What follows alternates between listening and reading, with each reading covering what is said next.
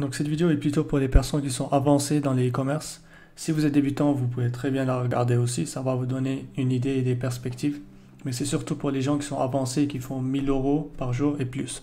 Donc ce que je vais vous montrer, c'est vraiment l'infrastructure du business, les composantes, tout ce que vous devez faire pour que votre business soit vraiment bien structuré. Un business de 6-7 figures e-commerce. Donc il y a plusieurs étapes, plusieurs éléments très importants dans ce business model quand vous êtes avancé, quand vous faites 1000 € par jour et plus. Donc il faut que vous réglez le problème des payment processors. Les payment processors, c'est PayPal et Stripe. Ensuite, il faut que vous ayez plusieurs ad accounts et plusieurs backup pages. Ne vous inquiétez pas, je vais revenir sur tout ça, étape par étape. Ensuite, technical work, tout ce qui est travail technique et tout. Ensuite, product research, ad strategy, et back-end, tout ce qui est email marketing, SMS, tout ça. Ensuite, corporation structure. Ensuite, c'est le corporation structure. Tout ce qui est structure d'entreprise, les tax advisors, tax optimization. Tout ça, c'est très important parce qu'une fois que vous faites des chiffres, 1000 € par jour et plus, vous devez vraiment prendre ça très au sérieux. Maintenant, le premier, c'est les payment processors. Le premier problème des payment processors, c'est surtout PayPal. PayPal, comme vous le savez, une fois que vous commencez à scaler, 1000 € par jour et plus, vous allez avoir des blocages PayPal. Ça, c'est presque sûr. Maintenant, ce qu'il faut faire, c'est que quand vous avez de l'argent sur PayPal, disons que vous avez la fin du mois où vous commencez à avoir 1000 € par jour, 2000 € par jour, vous devez transférer l'argent que vous avez sur PayPal vers l'autre payment processor, un autre compte PayPal ou un autre compte bancaire. Ensuite, vous le transférez vers un autre payment processor, Payoneer ou un autre compte. Vous avez plusieurs payment processors, vous avez Payoneer, Stripe, PayPal. Donc, vous ne devez jamais laisser tout votre argent sur PayPal. Sinon, vous imaginez si vous avez 50 000 € bloqués sur PayPal, 100 000 € bloqués sur PayPal, vous n'allez pas pouvoir, vous serez bloqué. Vous n'allez jamais scaler votre business. Vous n'allez même pas, vous serez même obligé à un moment donné de rembourser tous vos clients. Parce que imaginez-vous, vous scalez à 100 000 € et tout votre argent est bloqué sur PayPal. Comment vous allez payer vos fournisseurs? Comment vous allez continuer à payer vos fournisseurs et vos publicités? Donc rien n'est pire que arrêter ces publicités, arrêter d'acheter de la marchandise parce qu'on est bloqué par PayPal, alors qu'on est très profitable. Donc quand vous avez de l'argent sur PayPal, envoyez, par exemple, si vous avez 50 000 sur PayPal, vous envoyez par exemple 10 000 sur un paiement ici, processors, 10 000 sur l'autre, 10 000 sur l'autre. Mais gardez toujours de l'argent sur PayPal. Ne jamais retirer tout. Si vous retirez tout, c'est un red flag. PayPal, il va vous bloquer après. Il va vous classer dans des comptes à risque. Donc, il ne faut jamais tout retirer. Il faut toujours laisser un petit peu sur PayPal. Moi, je dirais laissez votre bénéfice au moins sur PayPal et retirez tout ce dont vous avez besoin pour payer votre marchandise au moins.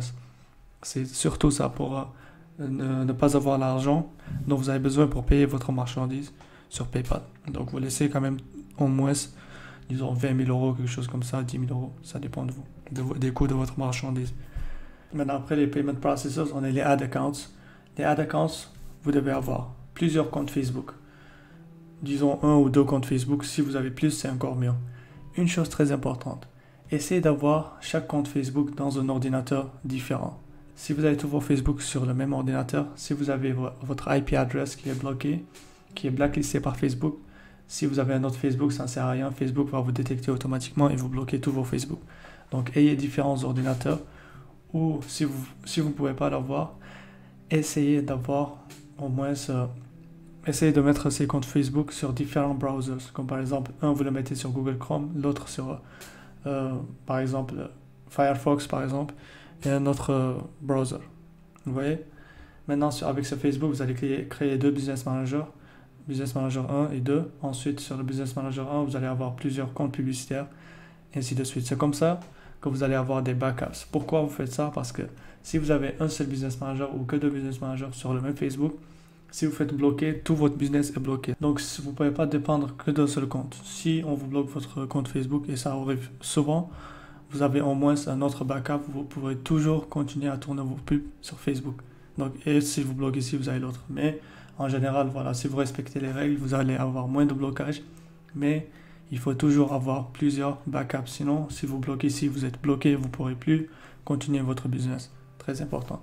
Ensuite, c'est l'email marketing. Une fois que vous faites votre Facebook Ads, il faut que vous ayez un email marketing setup. Ça veut dire, il faut que vous ayez en place de l'email marketing, une stratégie email marketing. Ça, je ne vais pas vous le montrer dans cette vidéo. Vous pouvez l'apprendre un peu partout. Mais voilà, il le faut. Parce que si vous ne faites pas de l'email marketing, vous ratez des clients. Vous avez des clients qui vont même vous oublier. Et c'est ça qu'il faut envoyer un mail. Maintenant, il faut envoyer 1 à 3 mails par semaine, par exemple. Vous avez Klaviyo, vous avez MailChimp, etc. Plusieurs plateformes pour faire de l'email marketing. Quand vous tournez vos pubs Facebook, tous les clients que vous avez sur Shopify, voilà, vous leur envoyez des emails marketing. Je vois souvent des gens qui font des chiffres en e-commerce, mais ils oublient les clients qu'ils ont enregistrés. Et ça, c'est très important de le faire parce que c'est une source de trafic qui n'est pas du tout chère. C'est avec ça que vous allez scaler votre business et faire même du branding. Donc l'email marketing, c'est très important. Et ayez ça en place. Maintenant, la fiscalité, très important. Voilà, ça c'est vraiment quand vous faites vraiment du chiffre. Voilà, comme vous savez, avec la fiscalité, voilà, on fait du chiffre, des 1000 euros, 2000 euros par jour. Mais il ne faut pas oublier les taxes, les impôts et tout cela. Donc, si vous êtes en France, vous pouvez commencer avec une autre entreprise, mais après, il faut passer à un autre statut. Bon, vu que nous, on n'a pas notre entreprise en France, on ne peut pas vous conseiller, je ne peux pas vous conseiller personnellement. Notre entreprise, elle est plutôt en Angleterre. On a une LTD en Angleterre. Mais voilà, si vous êtes en France, vous allez voir un conseiller fiscaliste qui va vous donner, un conseiller fiscal, je ne sais pas si on dit ça comme ça, voilà, qui va vous donner des conseils sur sur quelle entreprise vous devez avoir pour votre e-commerce. Pour notre cas, on a une LTD au UK, on l'a prise sur First Formation. Si aussi vous êtes en Afrique, prenez une LTD au UK, c'est vraiment la meilleure. Voilà, vous pouvez l'avoir, et surtout pour vos comptes Stripe et tout, vous pouvez avoir une LTD facilement au UK, vous allez sur le site First Formations et ça va passer. Ensuite, vous appelez un conseiller fiscaliste dans le pays où vous avez votre entreprise. Si c'est par exemple au UK, dans la nôtre, on a un rendez-vous gratuit avec un conseiller fiscal, mais maintenant ils ne le font plus. On a plutôt, voilà, ils nous envoient quand même un dossier avec plein d'informations pour les étrangers qui ont une LTD. Il vous montre tout ce que vous devez faire pour déclarer vos impôts, vos taxes. Donc avec la LTD, vous payez la TVA après 85 000 euros de chiffre d'affaires par an. Ça c'est en e-commerce, on le fait par mois même. Donc après ça, vous devez payer 20% de TVA et sur votre bénéfice, vous avez 19% d'impôt. Ça veut dire si vous faites 100K, bon, vous payez la TVA déjà dans vos calculs, vous n'enlevez jamais la TVA de votre bénéfice. Donc quand vous faites le prix du produit et tout, voilà, ça inclut la TVA. Maintenant, quand vous avez 100K et que vous avez 30% de bénéfice, dans ces 30%, vous avez aussi 19% d'impôt. Ça, il ne faut pas l'oublier, c'est très important. Donc ça, c'est au UK. Maintenant, en France, vous pouvez regarder, ça doit être à peu près la même chose. Mais il faut toujours appeler un conseiller fiscal parce que nous, on n'est pas des professionnels dans la fiscalité, ce n'est pas notre domaine. Donc, appelez un conseiller fiscal, allez à la chambre de commerce, par exemple, en France, et voilà, prenez un rendez-vous, c'est très, très important. Et puis, c'est tout ce qui est pour cette vidéo. Si vous avez des questions, des suggestions, n'oubliez pas de me dire.